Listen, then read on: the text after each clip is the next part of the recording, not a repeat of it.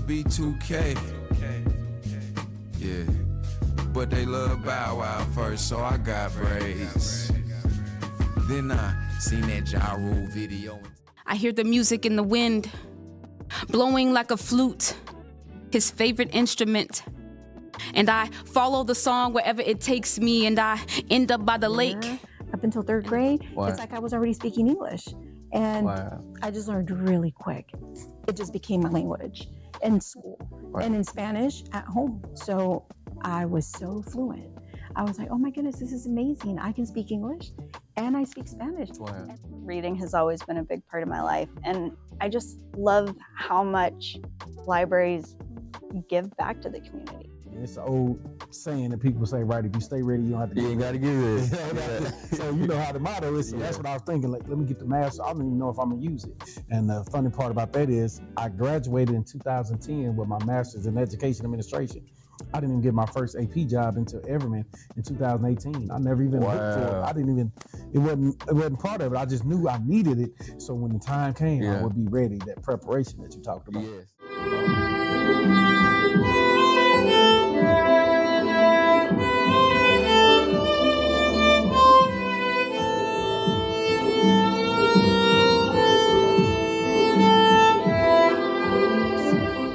He's so good to me. Jesus befriended me. Through my nostrils, he put the wind in me.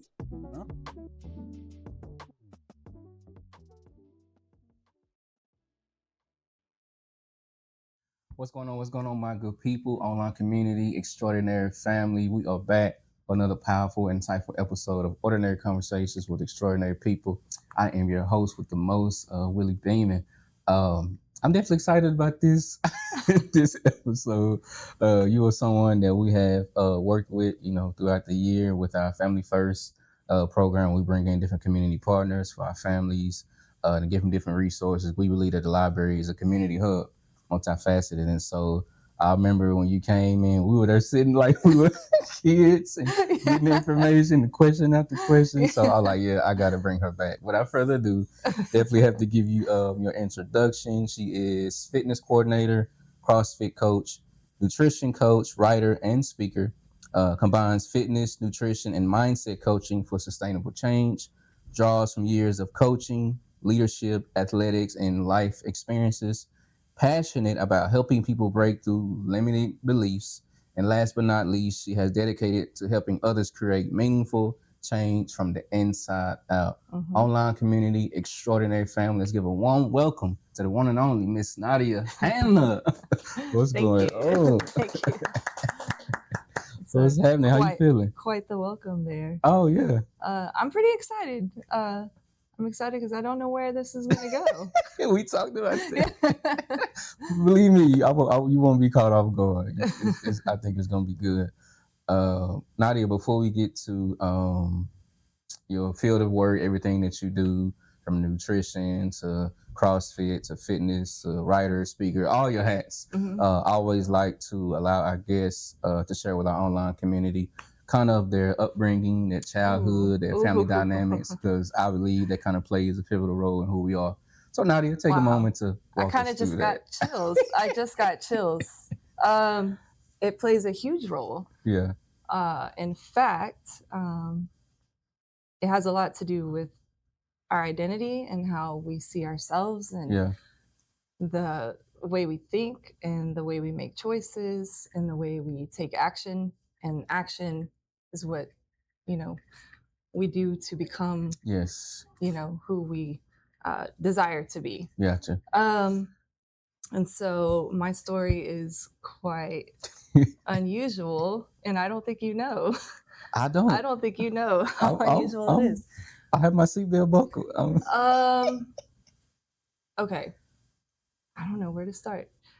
So I found out when I was 15 that I had been kidnapped as a baby. Wow. Yeah. Okay. It was shocking. Yeah, absolutely shocking. But I didn't want to dig into it, so I didn't. Right. Then I found out at 18 that there was a possibility that the person who kidnapped me might have been my biological father. And then I found out at 19 that that was actually true. Wow. And that's when I was trying to get my passport, and I couldn't find it because I couldn't find my birth certificate because my name had been changed like once my mom got me back. So there's a very big, deep story there, and I'm actually working on uncovering that right now. I'm writing my personal history to kind of uncover how I've developed my identity, where that started and where it's going, and how I have control of that narrative. Yeah. And it's what I believe and what meaning I make from that.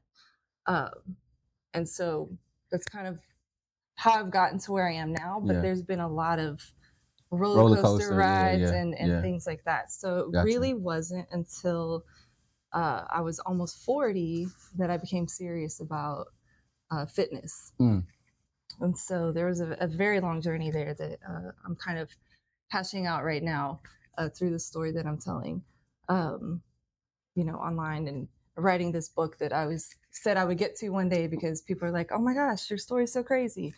So I'm figuring that part out, but now I'm in a place where I feel more stable. Yeah. And now this is who I am. Like, fitness is my identity. Helping people find their fitness and nutrition journey and figure out where they want to go with that is also part of my identity. But now I'm learning that identity is the core of all of that. Yeah. I totally and agree. that we can't move forward until we change what we think and believe about ourselves and the story that we tell ourselves. Yeah, that's so good. So, woo, okay. Yeah. I guess my thought is, in the middle of navigating all this, finding your identity, finding who you are, who are those people now that are in your inner circle that's kind of helping you get through these tough times and learning your identity? Who are those people currently? Right now I've taken a step back from relying on other people's narratives. Yeah.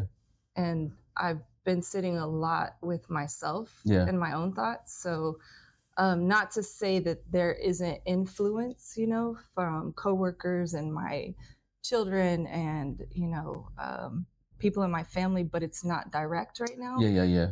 It's more, let me sit with this and uncover what I think the narrative is. True. And what it's been. And so there's a lot of pieces that I'm uncovering right now that a lot of people don't know. They might know the surface story, but they don't know the deep part of it. Yeah. I got you.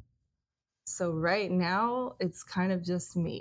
Yeah. Yeah. Nah, I'm with you. I think that's very important because at the end of the day, can't no one tell your story better than you. Right. And so I think that's very vital in making sure that you are self-reflecting, sitting with yourself and, unpacking it, yourself. Because a lot of people are trying to, put things out that aren't true or there aren't, valid sources or facts for them. So yeah, at the end of the day, it starts with you. Can't nobody tell the story better than Nyddia. So it really does. Yeah. I totally agree with that. In this fitness journey, how did this inspiration come through fitness? Oh, that's also a funny story. So I have a lot of funny stories, but it kind of started when my brother and I took a trip to Costa Rica. Okay. And he fell in love with this bed and breakfast that was essentially for sale. And we knew about that going into it. He was kind of looking at something to invest in. And so we kind of knew ahead of time that we were going to check this out and see what he thought about it. And he fell in love with it. And we had this vision to convert it to this boutique, hotel fitness, wellness center. And not so much fitness, but more on the wellness side. Gotcha. At that point, I still wasn't deep into fitness. I had dabbled in it before, but I had fallen away from it, and it just wasn't at the forefront of my priorities. But wellness was. Gotcha. So nutrition has always been something that's important to me, and that also goes back to my upbringing of not eating well and packaged foods and canned goods and frozen TV dinners and all of that. So gotcha. When I did finally move out on my own, like, cooking was really important. A lot of my first jobs were working in restaurants. That's cool. And so I just started to learn what real food looked like. Yeah. So food was really important, and just wellness. I was overcoming alcohol addiction at the time. I didn't realize that I was overcoming it, but I knew that I was on that trajectory. Yeah. And so that was really important to me too. So we had this idea to build this health and wellness center, and this was in February of 2020. We came back from that trip. We met with attorneys, we got with architects, we got with engineers, we got with everybody to do our due diligence and figure out how we were going to build this place. And we moved very quickly. And, execution. Yeah, and that's kind of how my brother works. Like, he has an idea and he runs with it. And I think that's really cool. So for him, it was more, let's do this, let me invest, you put in the sweat equity. And that's where I came in. I love the dynamic. I love that. Yeah, and so that was the plan. The plan was I would move to Costa Rica, help build this place, bring my kids along. I was going to pull them out of school and homeschool them in Costa Rica until we could figure things out. But then the world had other plans. Yes, it did. And it was yes, it did. Friday the 13th. And in fact, for our place in Costa Rica, I needed a dog. I needed a guard dog because I was going to grow my own food. Yeah. And there are crocodiles and monkeys and iguanas and all the things that you can imagine. I was like, I need a dog to guard. And I researched what dog would be good for this. And so we got an Airedale. So on Friday the 13th, March 13th, we went to go pick up this puppy, but that's when everything shut down from COVID. That was the day that everything shut down from COVID. I took it lightly at first. I was like, this will blow over. Right. No big deal. My brother and I texted back and forth. It's fine. Like, we were not going to make it this week. We'll make it next week. And we just kept putting it off. And then we all know how that story unfolds. Yeah. Before I knew it, we weren't talking about it anymore. Then I found out that I think a German man who was already in Costa Rica ended up buying the bed and breakfast. And so I was like, okay, there goes that dream. What am I going to do now? Wow. So a lot of things happened that year that were unplanned and not necessarily bad either. Yeah. I pulled my kids out of school, as everybody did. But instead of enrolling them in virtual school, I decided to homeschool them because I didn't know. I don't know what's going to happen. Maybe we'll still make it back to Costa Rica. So I fully homeschooled them for a year. Also, I had I won't say inadvertently, but I quit drinking alcohol for the first time in my life. And I didn't know if it was going to stick, but it stuck. Wow. So through COVID and homeschooling my kids, staying home, living essentially under a rock. I also left social media. I was able to stay sober in all those conditions. So that was a really important key. That was really important for me to see that was possible. Wow. When we came out of COVID or started to come out of COVID, I started hiking with some friends. We started hiking three days a week at Cedar Ridge Preserve. And really, my motivation was just to get out of the house and be with friends because I hadn't done that in so long. Yeah, same here. It wasn't fitness, it wasn't to lose weight, it wasn't any of that. And I will say that quitting drinking in itself allowed me to lose some weight. But I didn't eat healthy over COVID because a lot of times you can't even get certain foods. You can't. I kind of gave up. I said, we're doing frozen food, we're doing whatever. Pie sounds great today. So there was kind of like a stagnation there. But I didn't care. Like, that wasn't at the forefront of my life at that time. But through hiking 3 days a week, I started losing weight. And I was like, that's interesting. Now that I'm not trying to do this, I'm doing the thing that I tried so hard to do before. Yeah, I see your point. So the key in that was quitting drinking and then moving my body. Those were two really important keys. The next thing was I can't stay home any longer. I had been a stay-at-home mom at that point for a very long time. And I was itching to leave. Both my kids were in school. One was older, but the younger one was now in school. And so I was trying to figure out what I would do. And so I decided, you know what, let me get a personal training certification because that way I could build my own business, do it at my own time. I was interested in this vaguely at one point. Let me just go back and do that. So I started working on getting my personal training certification, and my home gym was the Epic, which is now Epic Rec. Yes. And I started taking friends over to the Epic and training them and talking to them about nutrition. Wow. And a man pulls me aside that works there. He's like, "You can't do this." I was like, "Oh, I know. I'm not charging these people. I'm doing it for free. I'm just practicing because I'm getting my certification." Yeah. And he said, "Well, I understand, but you can't do that. But would you like to work here?" I was like, "I'm not really interested in that." And he said, "It's a full-time position." I was like, "Well, I'm definitely not interested in a full-time position. Like, commitment to me, no. Like, that's too much commitment. Like, I want a job, but not that bad. I really want to do my own thing." But then we talked. We ended up talking, and I asked him, I was like, "If I were interested, what would be the next step?" He's like, "Well, we would have an interview, but we've already done that." And in my mind, I'm thinking, what? Yeah, basically. I'm like, what did I just tell this person? Like, that counts as my interview? And so I spoke with my husband about it at the time, and he's like, "Why don't you just try it? Just give it a try." So I decided I'd maybe work there for a couple of months, get some experience under my belt, learn about all the machines. I didn't know anything about exercise machines and all that stuff. Right.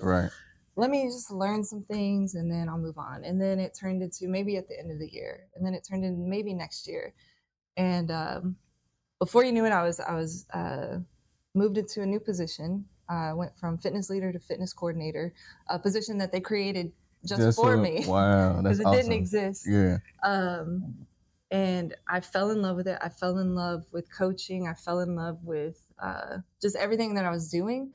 I especially fell in love with the nutrition side of it, and tried developing a program. And what was really nice is that because I worked for a city recreation center, like, there was a lot of freedom in trying things out. Yeah. There wasn't fear of failure. If it didn't work, we just move on. Right. So I got to experiment with a lot of things. So I brought the hiking club. I started a nutrition program that we did for the month of January, I believe, one year. And then brought a 5K run. Well, it turned into a 5K run. I don't like running, but it was really running in inflatable costumes. So that's kind of like how all that happened. That's how it happened. I'm still there. You said something earlier that I don't want to overlook, because in my brain, I think it's the same thing. For our online community, those that are watching and listening, what would be the difference between fitness and wellness? Because in my head, I was thinking both of them were the same. So I guess kind of break that down. What would be the difference? Fitness is more about like your capacity physically, I would say. Gotcha. Right? Wellness is more your capacity mentally and emotionally. Okay, that makes sense. But they're very important together. Because you can have people who are fit, but they're extremely unhappy. That's good. And you can have people who are really emotionally sound and mentally stable, right? But they don't have that physical part, and that's going to impact their mental. So as good as they seem in that regard, they could be better. The same thing for people in fitness. That's good. Because I think it comes down to maybe the motivation or the intention behind it. Yeah. Right. But fitness doesn't mean you have to go to the gym. Fitness doesn't mean you have to meal prep every meal. It doesn't mean all those things. It just means that you are taking care of your body. So it can mean different things to different people. Right. I choose CrossFit, and that's not for everyone. Anyone can do it. Yeah. I've got members who are in their 60s. I've got members with scoliosis. I've got members with knee problems that they were born with. I've got all sorts of things that I modify around. So anyone who is willing to step into that room, I can modify the workout. That's awesome. Yeah. But a lot of people are just intimidated. And they think it's too extreme. And I get that. So that doesn't mean that you have to adopt some insane or high intense level of fitness. Gotcha. What I tell a lot of people is move your body, go walk. Walking will do more for you than that's why I need to spending 1 hour in the gym 5 days a week. Gotcha. If you spend that 1 hour and do nothing else with the rest of your day, right? Now, if you're going in strength training for an hour and you're also walking, that's even better. But that's not where you need to start necessarily. Okay, that makes sense. Yeah, I remember coming off of my, I had foot surgery, and 2023 of April. So I didn't have an arc, and they had to literally create me an arc, and my left foot had 2 screws to this day. Going through all that, trying to recover, doing physical therapy and all of that, and then probably took at least 5 to 6 months for me to even be able to put a shoe on. Wow. So once that happened, still going to physical therapy, learning how to rewalk again. And you mentioned that because my wife was like, okay, I can't just allow you to keep sitting in this house and being in this dark room, in this dark space, and your mental and emotional in there. And so she was like, okay, let's get up, let's go outside. Go let's touch some grass. Yeah, let's go walk around these apartments a few times just to get your mental and emotional, you know, back stable. And so I like how you broke down that dynamic between fitness and wellness. And so, but yeah, walking has definitely helped. I know I need to be more consistent in doing it. But yeah, you're right. I used to do a lot of, I had my earbuds in, listen to music and just walking. So consistency is key. Sometimes we're motivated at first and we think that it's the motivation that carries us through, but motivation is not it. If you get that motivation bug, take it, like use that to your advantage, but know that it's going to disappear. Yes. It's not going to always be there with you, and you are going to have to choose to do the same thing over and over. But there's ways to make that easier. And that's the exciting thing.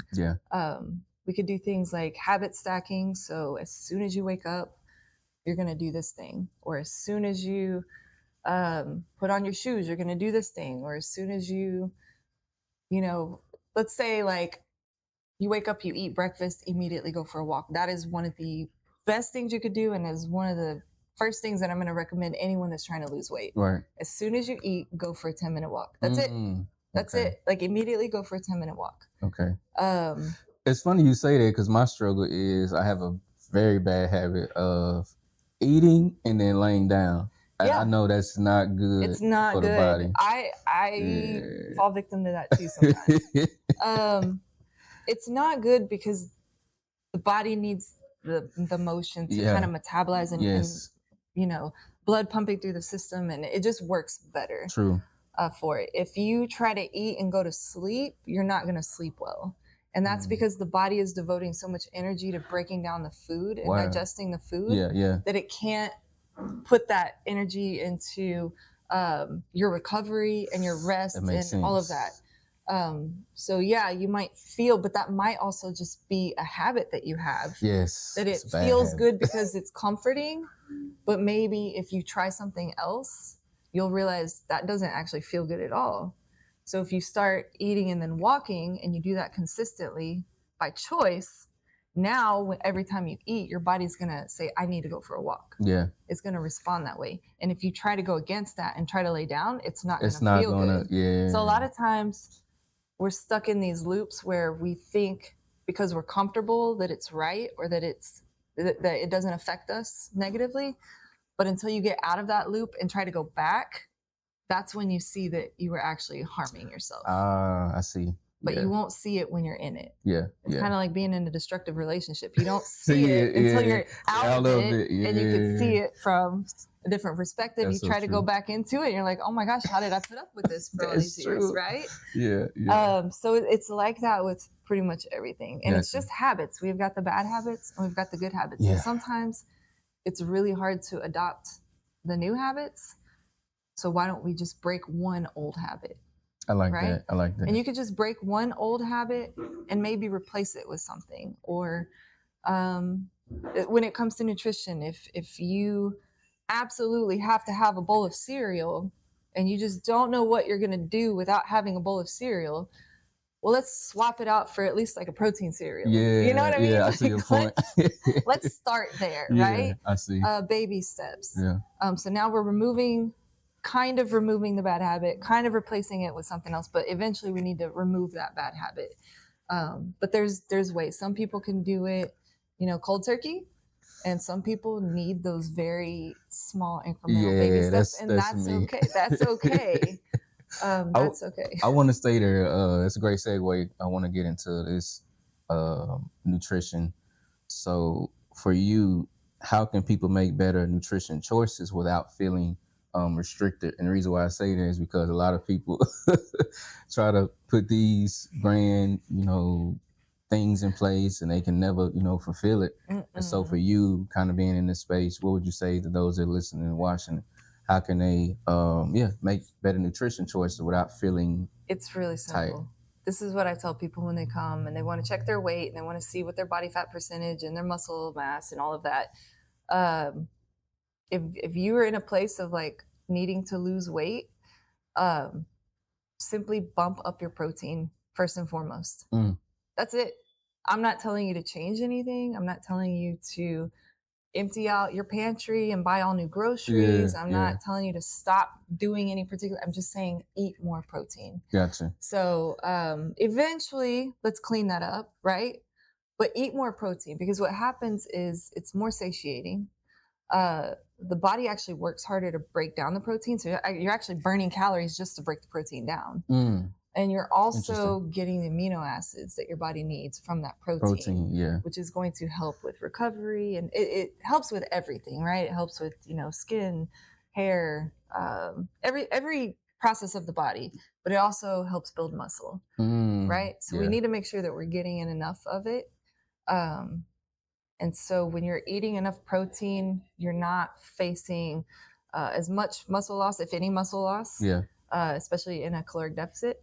And you're feeling fuller, so you're not eating as much of the other stuff. Yeah, I see. Yeah. And then you're taking advantage of the fact that you're going to burn more calories by digesting the protein. Gotcha. So it has a few benefits that are worthwhile, that make you not need to change everything at once, right? So we start there. I say do this consistently.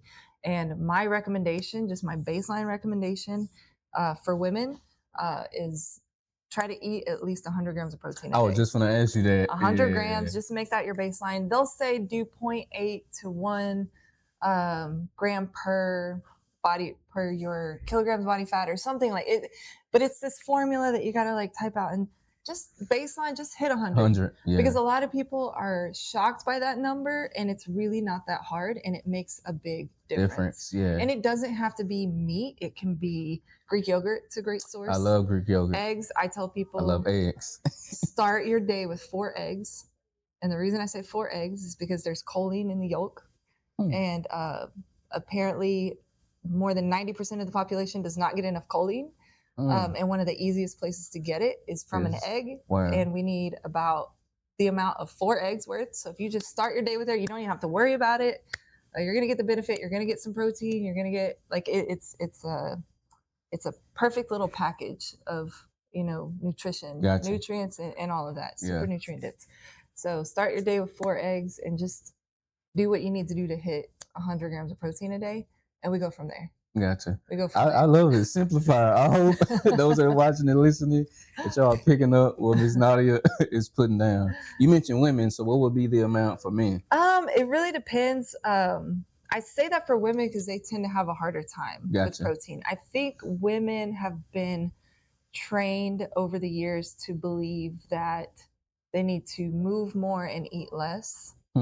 But the problem is that if you're not eating enough to fuel that movement, then what happens is, remember, your body needs those amino acids to do all of its things, not just build muscle. If you're not consuming enough protein, then your body's going to go in and take it from your muscles. It's going to take those amino acids. So you're breaking down muscle tissue, which inadvertently leads to higher fat percentages. Gotcha. And you think you're helping because you're working out more, but really you're exacerbating that muscle loss because you're not fueling your body. So that's why it's my advice for women. For men, when we do like an InBody, which is a scale that measures your percent body fat and your muscle mass and water and all of that, it'll give you your lean body mass and it'll give you your overall weight. Right. And I typically base your minimum protein intake by the lean body mass. So if your lean body mass is 150, then I'll say you need to get about 150 grams minimum up to, whatever, depending on what your goals are, depending on how active you are, if you're strength training, and what you're trying to do with that. Gotcha. And it's just a simplified way. I love it. Yeah, I love that. It's not, the foolproof method for anything. And I don't like those very specific 0.81 kilogram. Like we don't even measure kilograms, and it just gets complicated. And it doesn't need to be so complicated. Like let's just set a baseline. Just make that your goal, and then we can go up from there. We can always modify. And the cool thing about it is that it's not going to be perfect. Yeah, I agree with that. It's not ever going to be perfect because there's not one thing I can tell you to do. I don't know.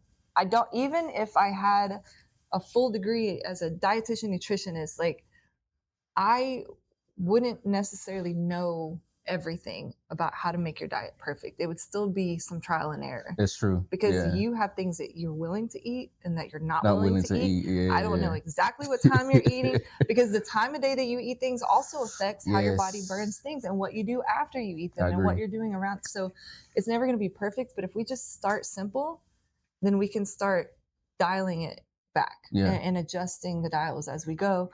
And that creates sustainable change, and that's the key. The key is not how do I get a beach body by summer, because chances are once you get that beach body, everything that you did to get it's going to go out the window. And not only are you going to gain back all that weight you just lost, you're probably going to put on even more because you've got to change your lifestyle. Once you stop doing the thing that allowed you to get to where you are, you're just going to go back to where you were. That makes so much sense. So you have to choose things that are enjoyable, that are doable, that are sustainable.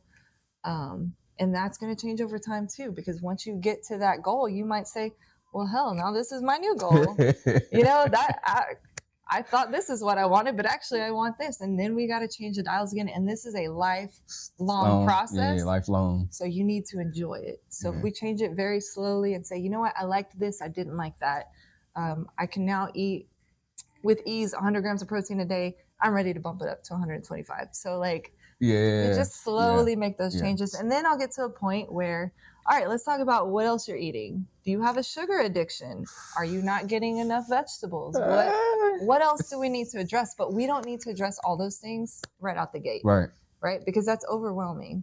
And nobody wants to hear they can't have their cupcakes. I don't want to hear that. I love ice cream, man. I love cake. I love cookies. Well, the good news is those, you'd never have to get rid of those. No one ever has to get rid of that. We just have to change our relationship to it.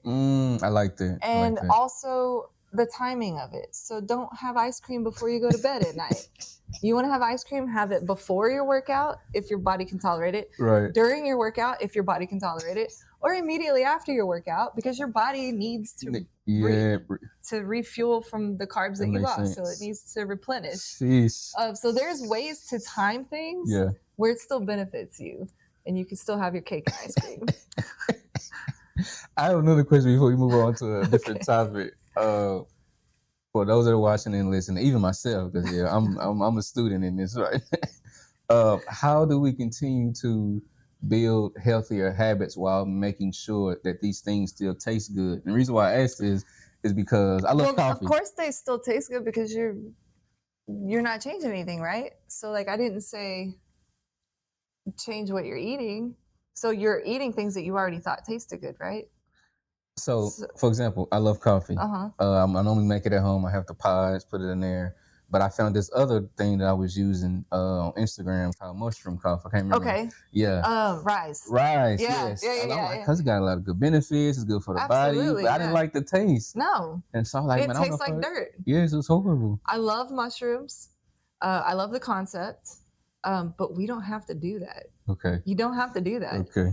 Have your coffee. I still have my coffee. In fact, I buy the cheapest coffee. I'm like, what is on sale? In fact, I just bought 2 packs of coffee because they were on clearance. Like, the one thing that makes my coffee good is the oat milk. And this is another thing. I do use oat milk. Oat milk is not healthy. It is not healthy. It is probably one of the worst things that I consistently drink and buy. But you know what? I'm not going to give it up. Right now, I love it in my coffee. Like, it is creamier than half and half. It is creamier than heavy whipping cream. True. And I love it in my coffee. And if that's what I enjoy, because that's the other thing, like you can't take the enjoyment out of your life. That's why I asked that question. So that goes back to our mental and emotional wellness. Right. Like I'm not going to take something out that's going to take away from that. So there's a way to balance all of it. You just got to pick and choose. What am I keeping and what can I let go of? What has the biggest benefit to let go of and what has the biggest benefit if I keep it. Right? And That's for me, great. it's my morning coffee. Me too. With Okay, my terrible oat milk. I'm glad you cleared that up. And Man. oat milk, let me just clear this up why it's bad, because you could probably make your own and it's not as bad. I won't do that. That's too much time. But it's bad because it's just got a lot of preservatives. Anything that comes in a container that's got a list of ingredients is probably not good for you. Gotcha. Right? So that's kind of the test. Like, did this come out of the ground? No, it did not. No. Did a man make this? Yes. So it's probably bad. We can read the ingredients. There might be some that are better than others. I think oat milk might be one. I don't know if I'm allowed to be saying like different brands here, but I already know what I like, and I don't. It doesn't bother me. It doesn't bother me. Like if that causes my death, I died happy doing what I love. And that's drinking coffee with oat milk. I appreciate your honesty, Nyddia. I do. Let's shift. I want to get back to you working in CrossFit, being a CrossFit trainer. As I was researching, kind of trying to understand what it consists of, I saw weightlifting, I saw the gymnastics aspect of it.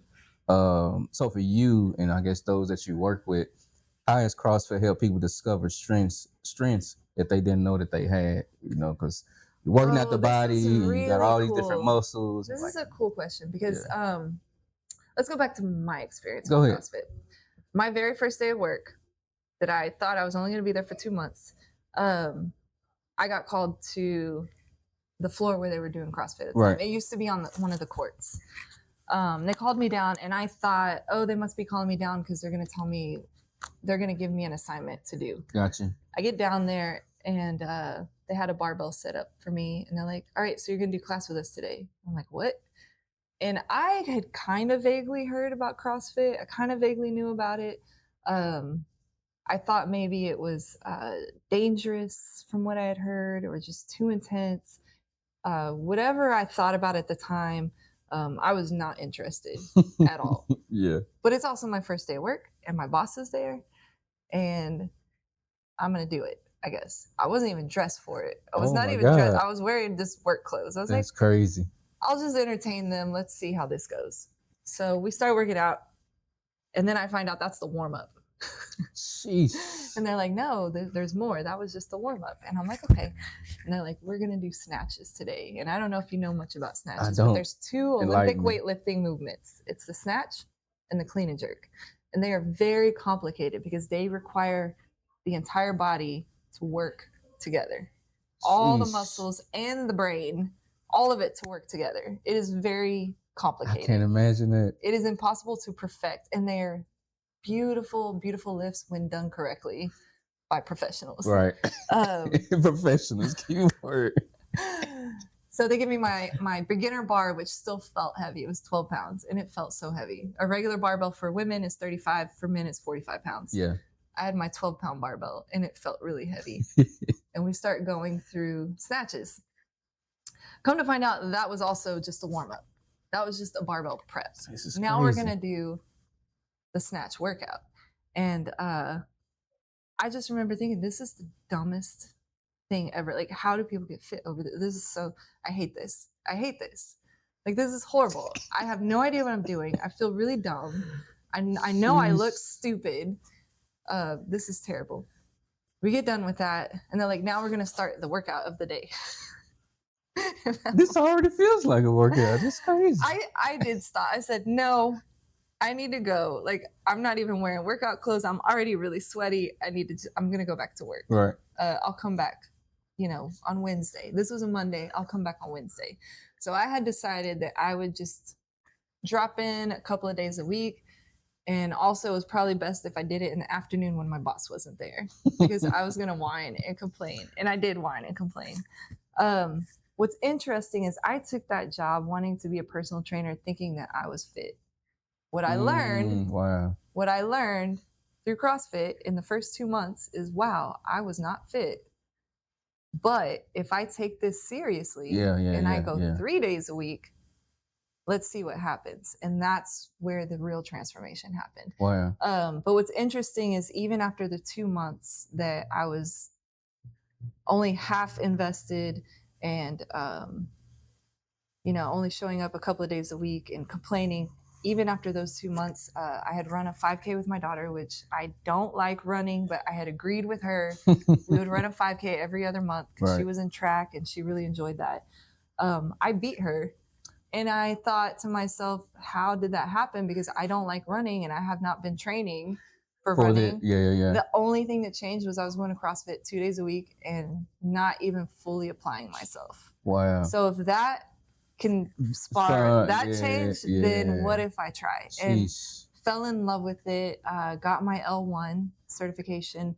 I'm about to get my L2 next month, so I'm very excited. That's cool. And it has just been the coolest thing to watch other people develop skills and strength and capacity, cardio capacity, because a lot of people assume, oh, I've got to be fit to get into CrossFit. So I have a lot of people that will come into CrossFit and let's say they might be overweight and they feel behind. They feel slow. They feel.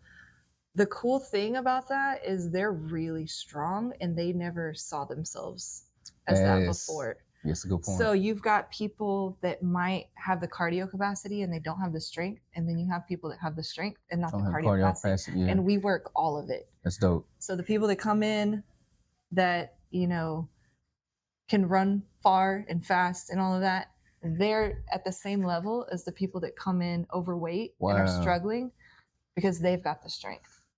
Wow, interesting. Yeah. Wow. So that's just the very cool thing about it. And it really is for everyone. It really is for everyone. That doesn't mean you're going to be good at everything. I typically preface people starting CrossFit with, you're going to hate probably 75% of this, but there's going to be that 25% that you're going to love. But that 75% that you hate, that's where you need to put in the work. I love it. Yeah. Staying right there, talk about, I guess, some most recent success stories, I guess, of some of the people that you work with, and you've seen the progression, whether it's the body mass or the, what would you say earlier, the capacity or cardio capacity. Yeah. We'll talk about some of those success stories of progression you've seen from some people. What's really interesting is I also work in High Rocks, and there's a lot of overlap between High Rocks and CrossFit. I think I'm familiar with High Rocks. It's so almost High Rocks like is a fitness race. I've seen taken it on the world by social storm, media. and it sells out really fast within minutes. And personally, not my favorite because there's a lot of running, and like I've stated, I don't like running.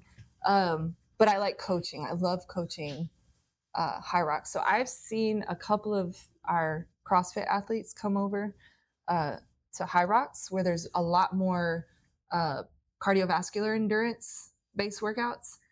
People who are really strong have come over, and they are so fast now. So that's been really cool to see. Cool. That's cool. And it's just in the training. It's not that I'm doing it. I coach. What I feel like my role is to see what someone's potential is and to push them. Yes, I love that. So when they start to slow down and I know they can do more, let's go faster. If they stagnate at a certain weight, I know you can put a little bit more on there. Let's try to go heavier. Or your technique is off. Let's fix that. I know you can fix that. Let's adjust it. Let's fine tune it. So it's really about fine tuning. And then I love it. One of the biggest success stories I will say is a client that I had. He started off personal training with me, and I originally started with the NASM programming, and it's a very foundational program where you start basic and then you build up, but it's really boring. Sorry to anybody following it, but any kind of like strength building and slow, those workouts just don't appeal to me at all, especially after doing CrossFit. So I was doing that for a while, and then I said, I need to switch this up. And so I think he might have been one of the first clients where like immediately I introduced him to a CrossFit workout, but I didn't tell him that. So I said, this is what we're going to do. And then we would do it. And I remember I almost killed him one of his first sessions. Like it was the warm up and he had to quit. Like he said, I can't go anymore. I was like, you know what? Scratch this session. We'll try again. I went to my boss. I was like, I think I almost killed him. And he was fine with it. Like everybody was fine. He survived. He came back the next day. I eased up a little bit. And what was really cool is he started from zero with back squats, 0 with deadlifts, 0 with all of it.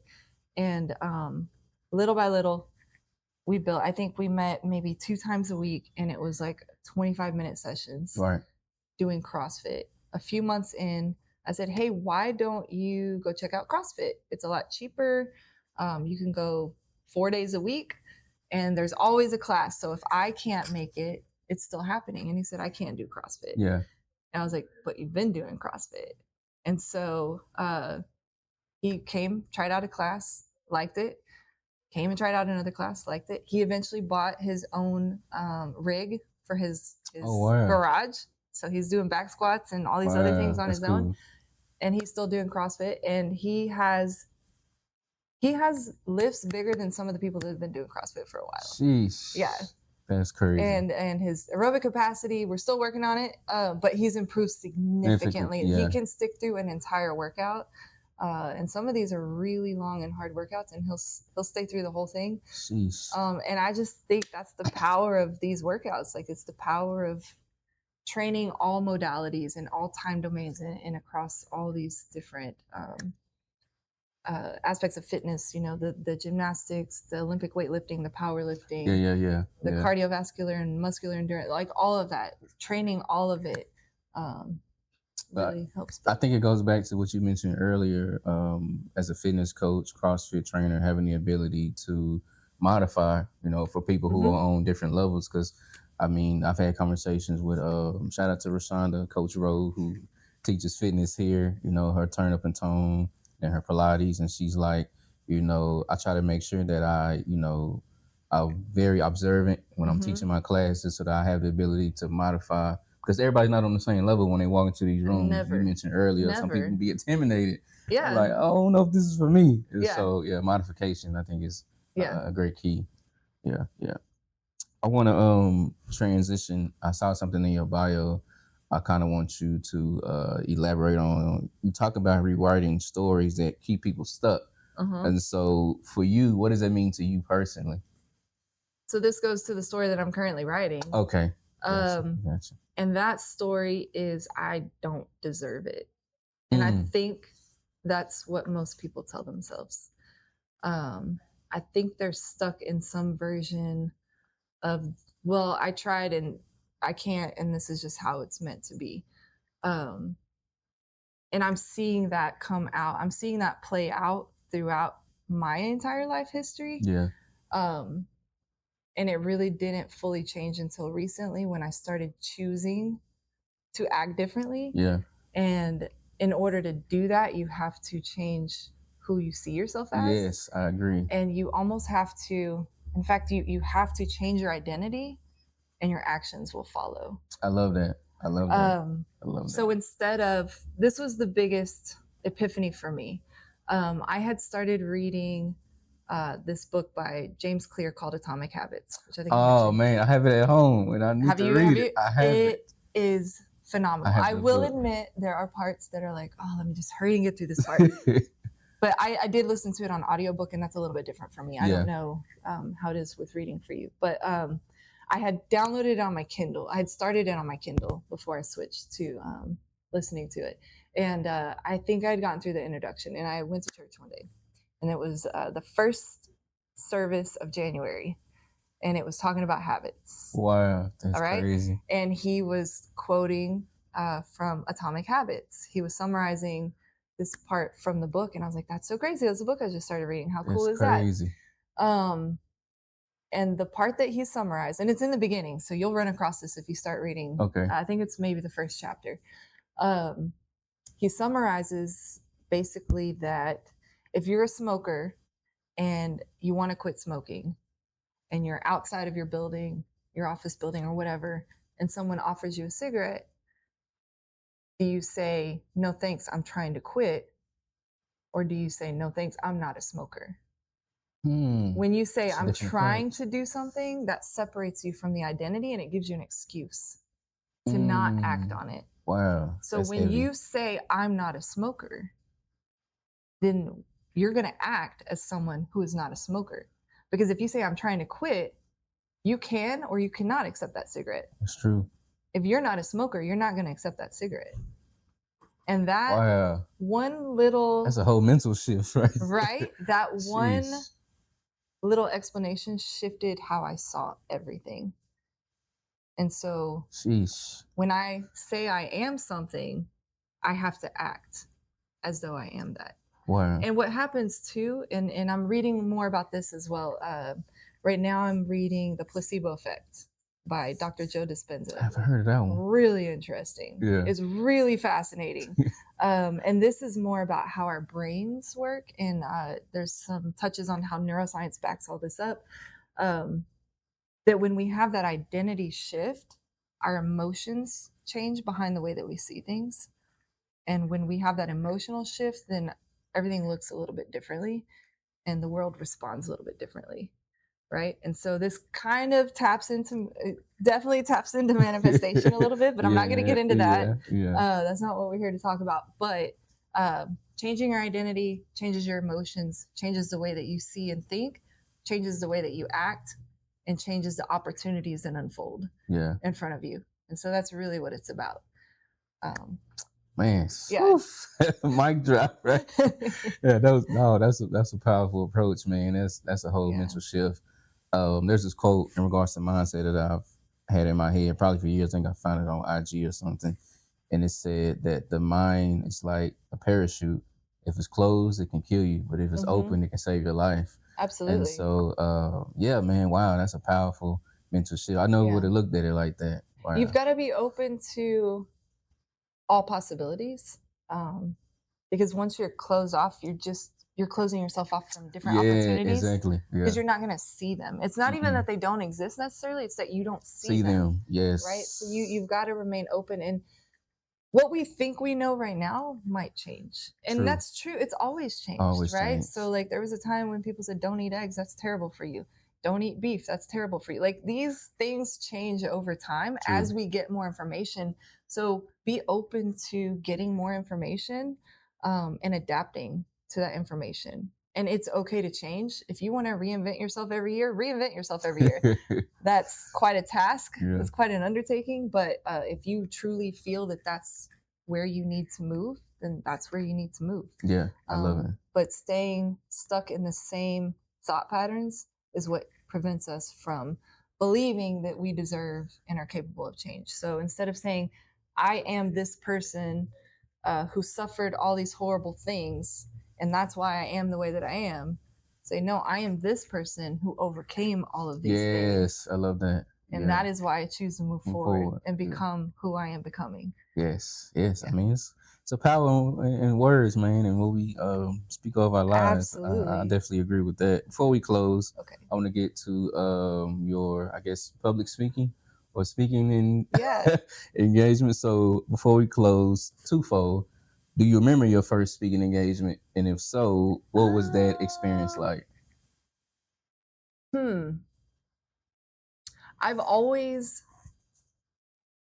managed to find a stage or create a stage. I love it. Yeah. So as young as maybe elementary school, we would come back from lunch and I would somehow be able to tell stories. I would somehow convince the teacher to allow me to tell stories. And these were just random, silly stories about my cats or about a lizard or about anything I had seen that day.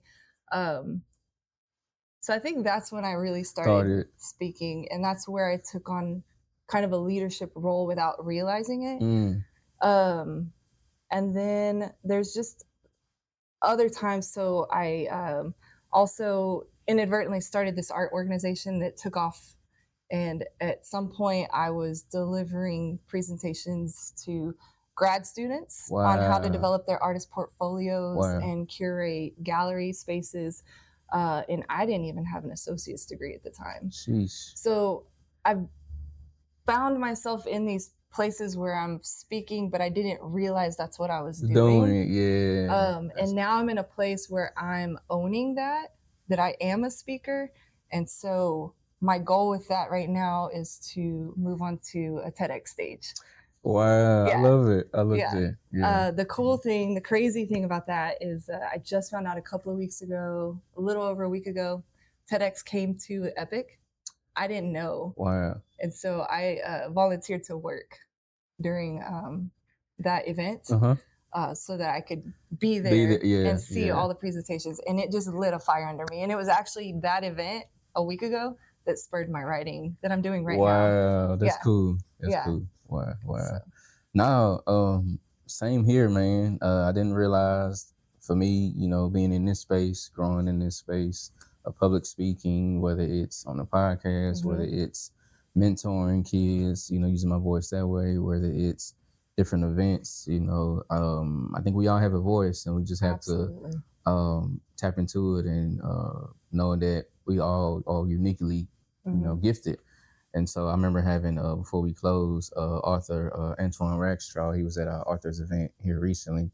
And he was just saying, man, I just, speak from the heart. Yeah. Will there be times where I have presentations, different stuff like that? Of course. But most of the time I'm just sharing, my experience. You just never know who's in the crowd that can relate to that. There's always going to be someone. If we're speaking from the heart and we're speaking from a place of passion and true intention, we're going to reach who we need to reach. Of course. And that's not up to us to decide who that is, but we have to take that gift that we're given and share it with others. Yeah.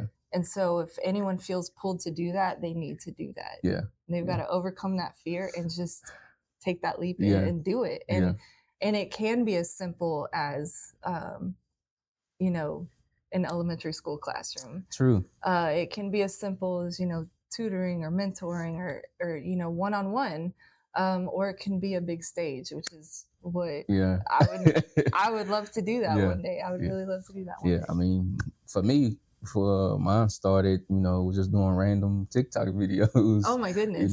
Putting having a quote for the day or whatever, something I read, a conversation I've had, and I'm like, okay, let me get familiar with the camera. Let me get familiar with my communicative skills. And it kind of just exploded from there, man. So now I'm comfortable, and being myself. That's really cool. Yeah. I've had a coworker friend tell me that I really needed to get on TikTok. Like that would be a good platform for me. And that's something that I'm not ready for because my kids are on TikTok. Like, oh yeah. I don't know that I can. So that's one platform I've shied away from. Gotcha. But who knows? Who knows what the future brings? I agree. Well, thank you, Nyddia, for being on the show today. Today was definitely great. I was waiting for you to come from that last encounter. Family first. We got to bring Nyddia. And you dropped a lot of gems, man. Those that are watching and listening to this episode, man, feel free to pick up with Miss Nyddia, what's dropping, man, the educational, things and just your story. And so I just encourage you, Nyddia, to just keep being yourself, keep writing. Keep discovering your story, because I think with purpose, we don't find purpose, we discover it along the way. And so, proud for you. Thank you. I appreciate it. Thanks for having me on. This has been fun. This is Ordinary Conversations with Extraordinary People, and I always say that we always have an extraordinary conversation. And today we did. Do me a favor, go to our YouTube channel. That's Forest Hill Public Library, Forest Hill Library District. Hit that subscribe button, and we'll see y'all next time. Peace.